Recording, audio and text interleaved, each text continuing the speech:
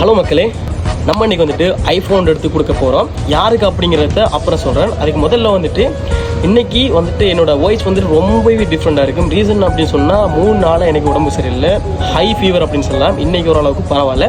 எனக்கு இன்றைக்கி வெளியாகிற ஐடியாவே இல்லை. நம்மளை ஊரை சேர்ந்த ஒரு பிரதர் வர அப்படிங்கிறதுனால அவருக்காக நம்ம வந்துட்டு